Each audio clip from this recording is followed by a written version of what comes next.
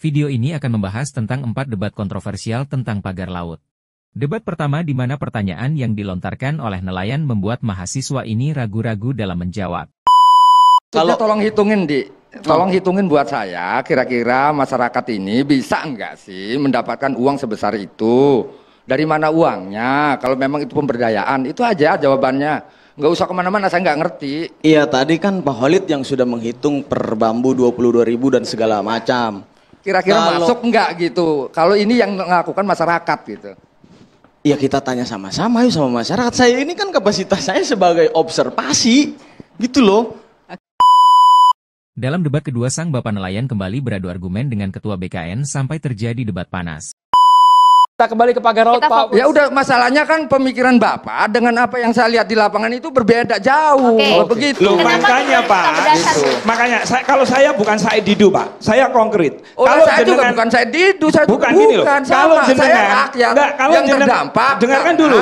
Saya melihat negara tidak pernah hadir di hadapan saya. Bukan kedaulatan negara sekarang sedang dikooptasi oleh perusahaan-perusahaan. Kita kembali ke pagar laut dari Ombudsman Gus Romi cukup. Jenengan ini pingin jawaban konkret. Kan tadi kan saya jawab jenengan nih. Katanya ada warga dipotong 20.000 dari harga 50.000. Nah itu bawa ke saya gitu loh. Itu.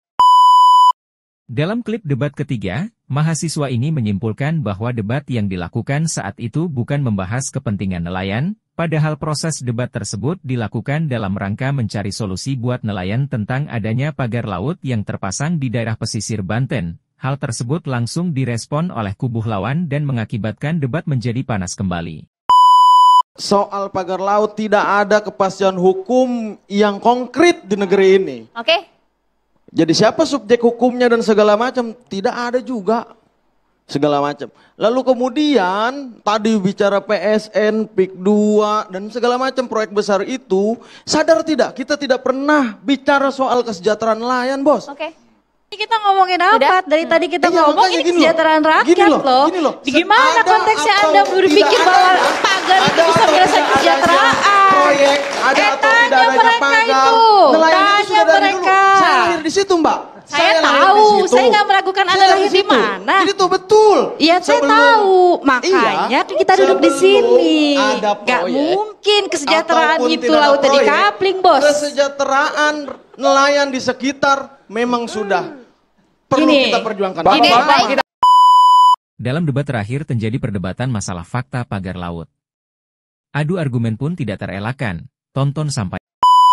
Oke, Pak Iwan silakan. Terima kasih ya. Kalau misalnya masyarakat melihat ada maling, barang buktinya ada, pelakunya ada di depan mata dia. Iya. Apakah perlu ditanya kepada aparat, Pak, dia maling atau bukan? Loh bukan, ya Anda kalau tahu laporkan ke polisi. Gitu loh Pak. Sudah, makanya kan kita iya. Kan kita sudah buat pengaduan. Nah iya silakan gitu loh. Silakan saya makanya bahwa silakan. yang mengancamkan si A, yang memerintahkan si B. Loh iya silakan, nggak ada masalah.